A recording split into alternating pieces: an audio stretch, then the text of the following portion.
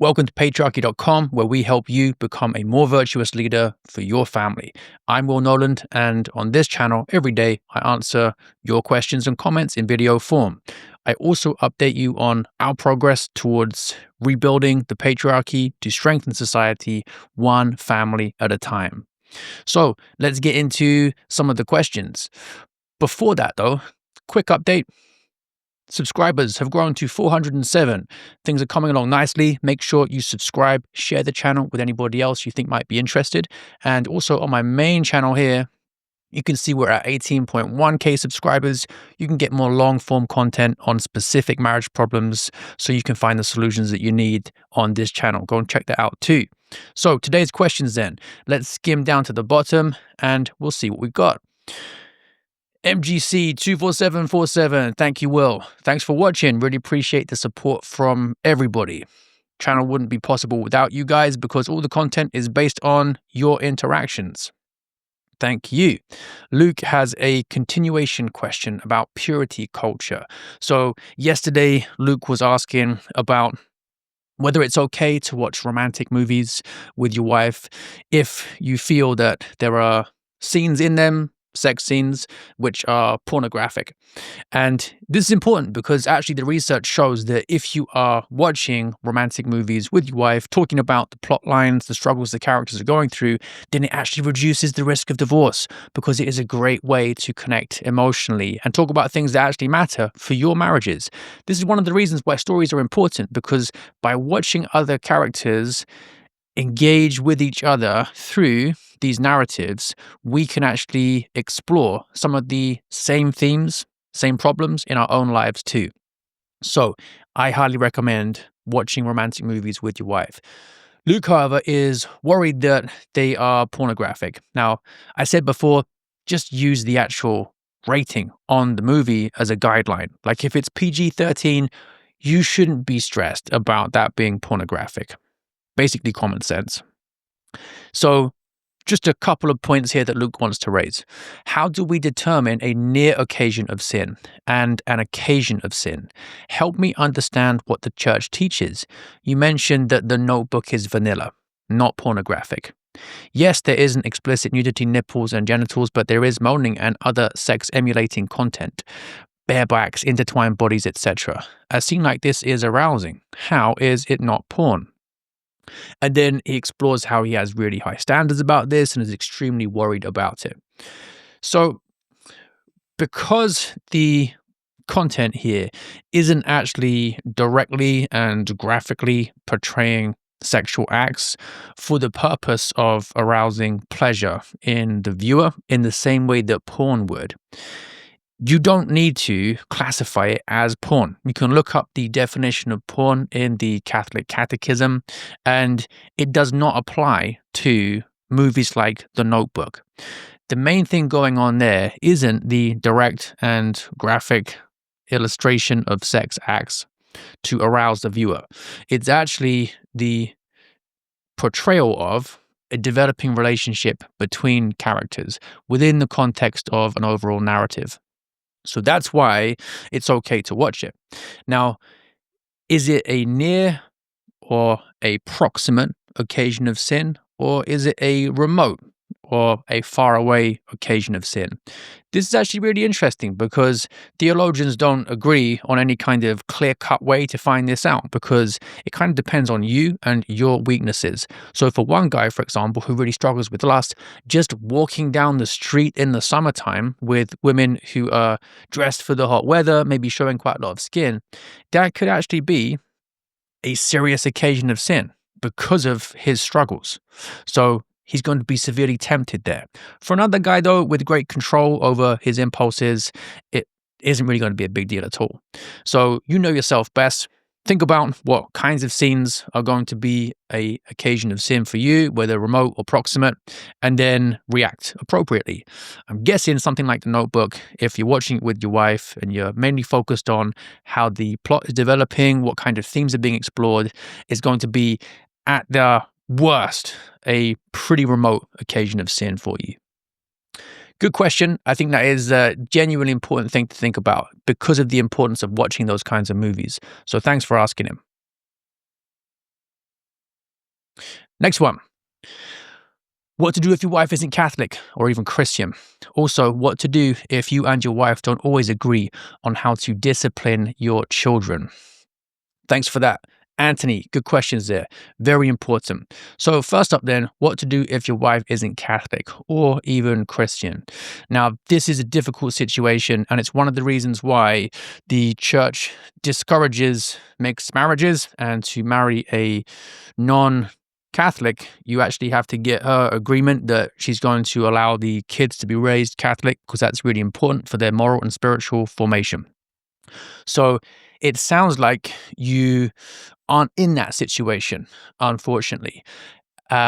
Hard to tell from the question exactly, but it seems like there is disagreement over how to raise the kids here, how to discipline them, and that's implying to me that there's some kind of spiritual and moral disagreement as well. Always makes life tough.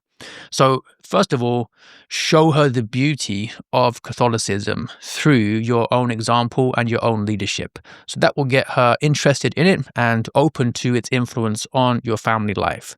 You should be inspiring her, first of all, through the way you actually live and lead. Now, if she has specific objections to it, perhaps those are based in fear and anxiety. And you need to ask her questions to find out what those are. What are some of the misconceptions that she might have about Catholicism, or if she's not Christian, about God in general, that make her uncomfortable with its influence on her life? If you haven't had those discussions, it's really difficult to actually clear up what the problems might be. So, as with anything else, open, honest communication and really digging into what her fears might be so that you can empathize with her and then let her vent any frustrations she might have and then lead the way out of them. Now, if you and your wife don't agree on how to discipline your children, then to be honest, the same approach is really useful. Why doesn't she agree with you? In what ways? To what extent is it actually affecting things practically? What's she worried about? So have the discussion first of all, find out what she sees when you discipline the kids. What are you frustrated about in the way that she disciplines the kids? Get real clarity on the actual problems first, because until you have a clear set of problems identified, you're not going to be able to find clear solutions. Vague problems mean vague solutions, and that means things aren't effectively handled. So lots of tough conversations for you two to find out what the disagreements actually are. I don't know what they are, so I can't give you great recommendations just in this form to be able to fix them. That's what we do the coaching for, so that I can get to know you better, get more information, or help guide you in finding the information that matters most, and then together we can find out solutions. But best of luck with it. Definitely conversation is going to be the first important step. Thanks for leaving that question. A lot of people are in that situation, and I know how tough it is. Shock Trooper Films, thanks for clarifying my questions. I got introduced to you because of Seamask, and I'm glad I found you. Well, I'm glad that you found me as well. Thanks for engaging. Keep it up. Hope to get some more questions for you.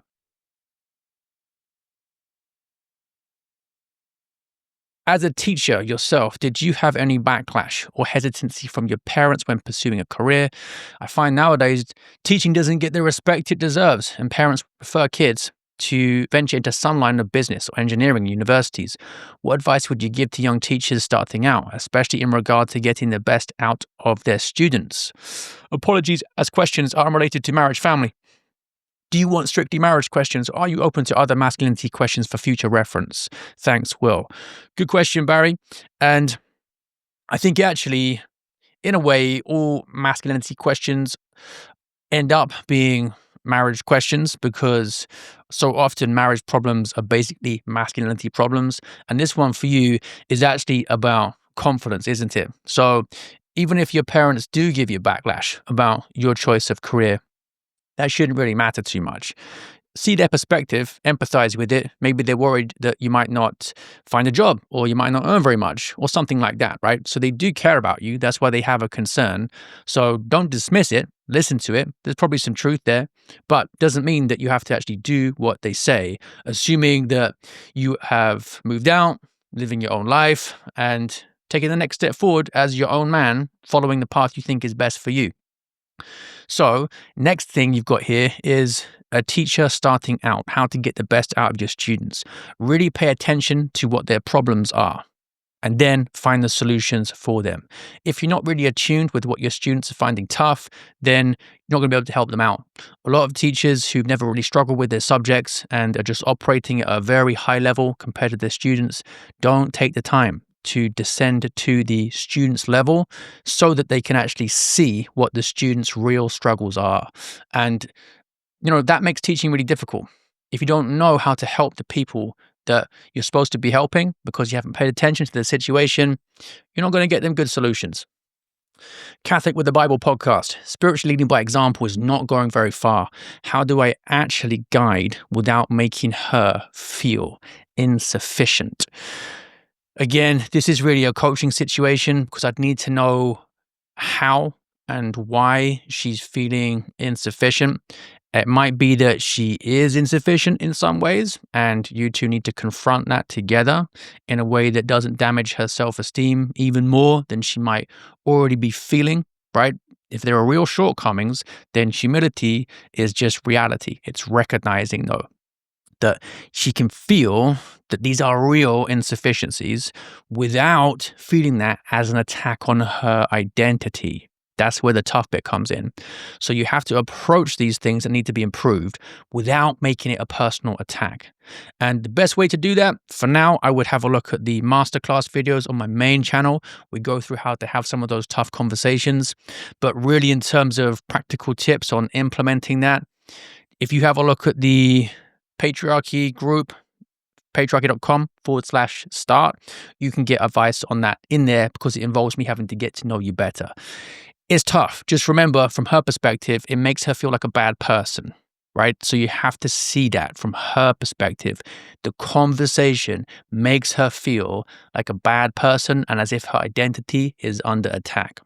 You have to clarify that there are problems on the one hand that need to be fixed, and then there's her as a person on the other. And you're not saying she's a broken person or a bad person. You're just trying to help her, you and her as a team, to address the problems. Hope that makes sense. It's a subtle difference, but it has a massive impact. And then we got another question here, Catholic with the Bible podcast again. With the special needs child and minimal support, we are pretty exhausted. In December, we're expecting a child with a cleft palate, many incoming doctor appointments. How would be the best way to have dates when we basically can't leave home?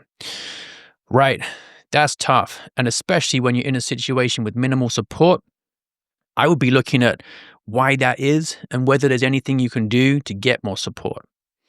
Sure, sometimes it's just difficult geographically because maybe your family, extended family aren't anywhere nearby, but maybe there's some friends who could help you out a bit, or it could even be just trained professionals who've got the skills to meet your kids' needs. Look there, see if you can get some more support because really the minimal support is a problem here that needs a bit more attention.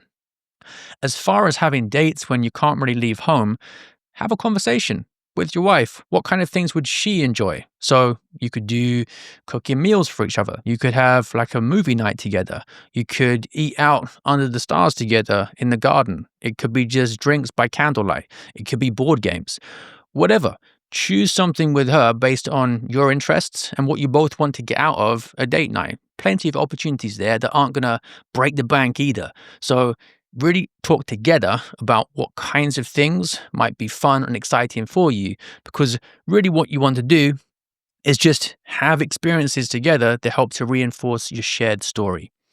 Okay, good questions today. Managed to get through them. And if you've got any others, just put them into the comments. I'll answer them tomorrow.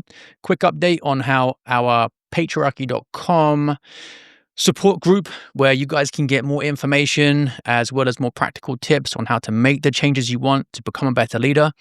We are now at 253 members, so thanks for the support.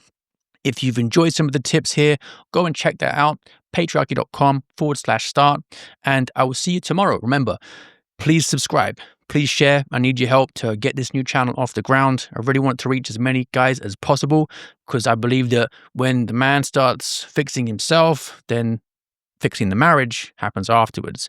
The man has to lead. He should not wait passively for the woman to make the changes, because that passivity is so often one of the main problems. Men have to take action, and you as a man can help take action with me by subscribing, sharing, and checking out the community here if you want to be around other men who are full of that same passion for the patriarchy that we are. Great, guys. Thanks for watching. And if you want to put any questions in the comments, I'll get to them tomorrow. See you then.